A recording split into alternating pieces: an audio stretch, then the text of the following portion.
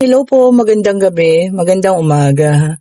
Kung nasang panig tayo ng mundo, sana po ay nasa maayos kayong kalagayan ha.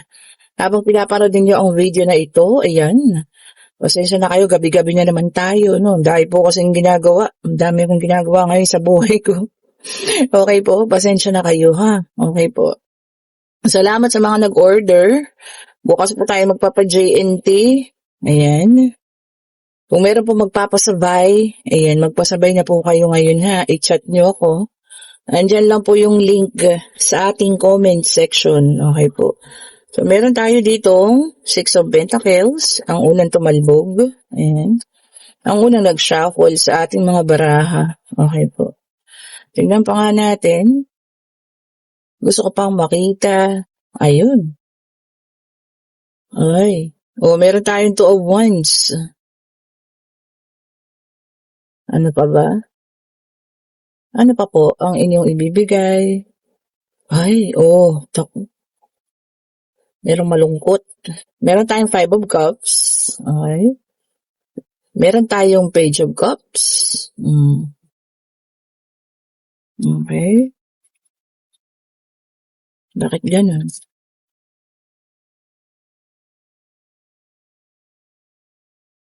Tingnan natin po ha. Para magkasya silang maigi. Ayan. Ganda na. Tingnan natin. At yung mga gusto pong magpausok tuwing Biyernes ha. Kung nararamdaman niyo na parang napakabigat ng loob ng bahay. Pati yung, sa pang financial, parang mabigat. Magpausok ko kayo ng Palio Santo ha, tuwing Biyernes. O ngayong Biyernes, umpisahan nyo na po. Meron tayong The Hierophant.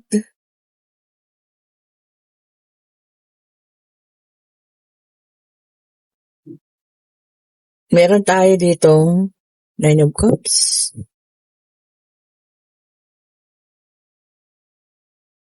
Meron tayo ditong Nine of Pentacles. Isa na lang po, ibigay nyo na sa amin. Isa na lang po.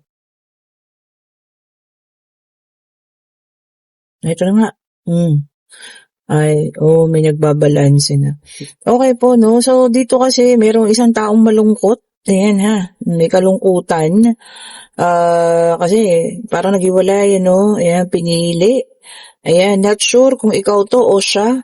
Pero palagay ko siya ay malungkot, ano? Kasi parang ikaw, nasa tamang paroroonan ka na, no? Sa tamang landas. At may mga bagay siyang pinagsisisihan dito, ha? Ayan, o. Ayan po, no? Ang pagiging mo mapagbigay, ayan, ha? Ayan din, no? Mapagbigay ka. Ang pagiging mong, ayan, relihiyosa or makadiyos, ayan, palasimba, mga ganun, ano? Ang pagiging, ang tawag nito, generous. Mabait. Ayan. So, ayan yung mga bagay na pinagsisisihan niya, no? At syempre, pinagsisisihan niya rin yung pagpili niya dun sa isa, no? Kung sino man yung kanyang sinamahan. Ayan po, ha? So, ayun, ano, yung pagpili niya rin dun sa iba. Ayan. Syempre, alam niya, pinagsisisihan niya yan. Lalo na yung mga katangian mo, no? Na nabanggit natin kanina. Isa rin yan sa siguro alam mo yan, kinukumpara ka niya ngayon sa kay Bruhaha. Tapos magkaiba kayo. Especially sa paghawak ng pera. Yung mga pinagsisisihan niyang bagay. Siguro gastador yung isa, no? At talagang alam mo yun, nauubos ang kanyang pinaghihirapan sa wala. Siyempre, yan po yung mga bagay na pinagsisisihan niya. Iniwanan ka niya, pinagpalit sa iba, pinagbigyan, yung mga, alam niyo yan, tawag ng laman kaysa sa tunay na pagmamahal. Diba, no? So, ayun lang po. May mga bagay din palang pinagsisisihan ng mga cheater na ito, no? Akala natin ganun-ganun lang, okay lang, pero alam niyo yun, Meron din pala. And then Nine of Pentacles, which is an earth sign. Ayan. Sabi rito, no? Ikaw ay contented. O kung ano man. Oo, tama-tama, no? Siguro yung isa mapaghanap. O, yun po ay earth sign ha. Taurus, Virgo, and Capricorn. And then, meron din tayong Four of Wands, a fire sign. Ayan. Tapos sabi niya, harmonious yung relationship ninyo. O, siguro yung sa kanila, puro bangayan. O, di ba?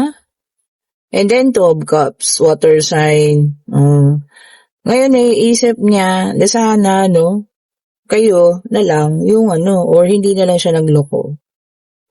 O, di ba? Ngayon siya makakapag-isip kung kailan ikaw mukhang happy na and contented. Ayun, no? Meron kang ano, tawag dito, self-contentment. Oo, di ba? Ang ganda nun, ha? So, hindi ka naghahangad ng kung ano pa man, ano. Baga, para sa'yo, yung tapat lang, tunay, honest, honesty, na pagmamahal, yun lang. Oo, di ba, no? O, kanino may kasalanan po ngayon? Di sa kanya. O, di talagang ano, ikaw wag lungkot-lungkutan dyan.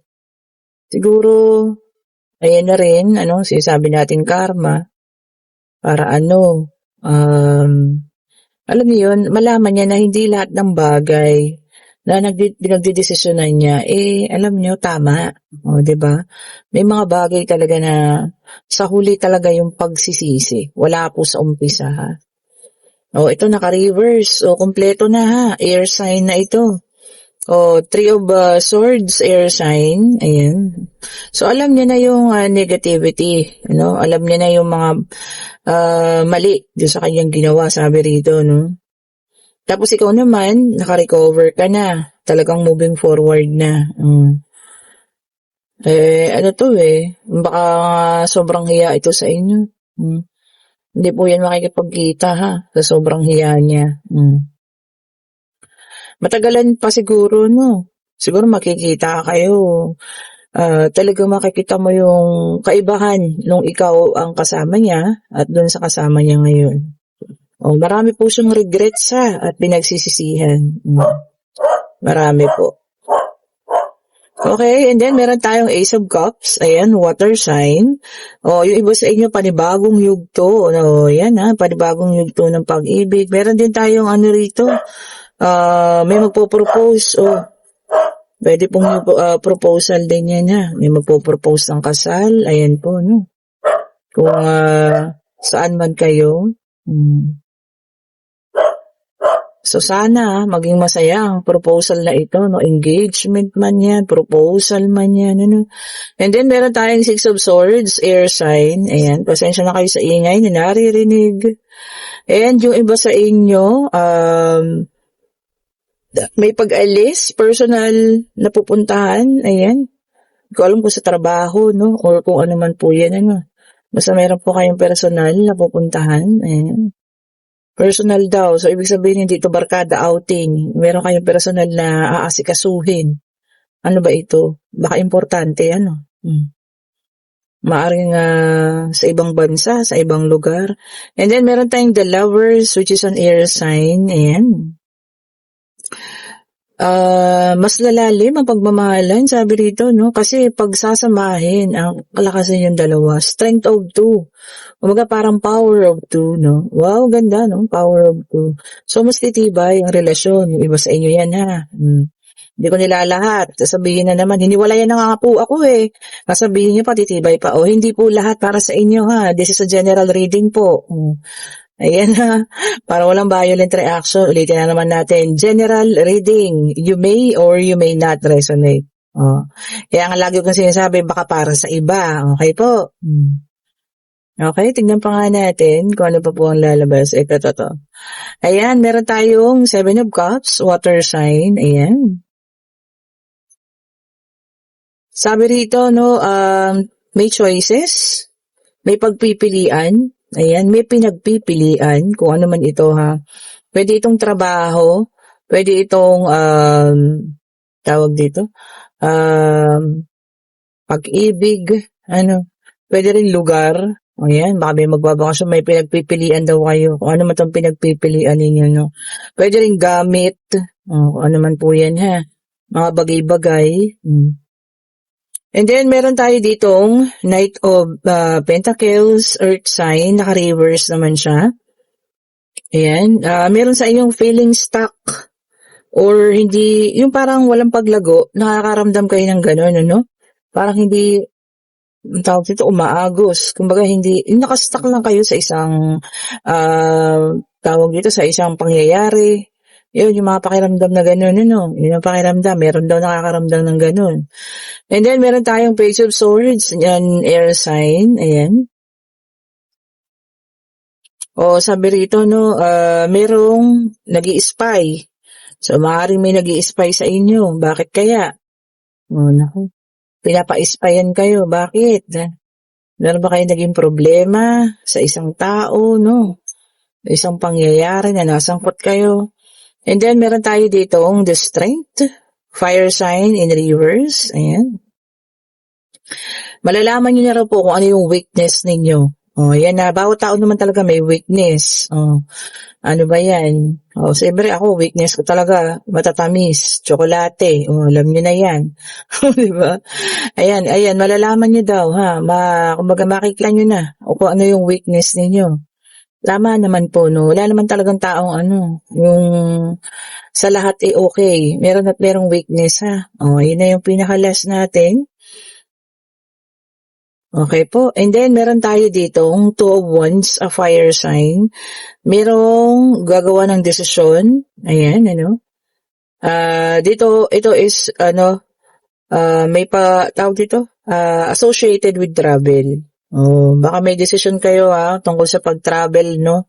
Ayan po, meron daw kayong gagawin na desisyon tungkol sa pag-travel. Ayan ha, kung saan man tayo makarating, syempre mag-ingat.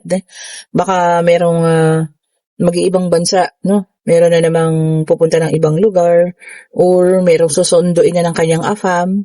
Kasi naman po yan ha, travel plans daw po. Ayan, may plano.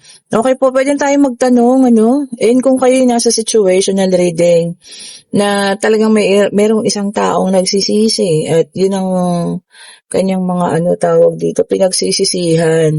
Yung pagkawala mo, yung pagpili niya, ayan, yung mga katangian mo, na alam mo yun, pinagsisisihan niya na sana, hindi kanya iniwanan.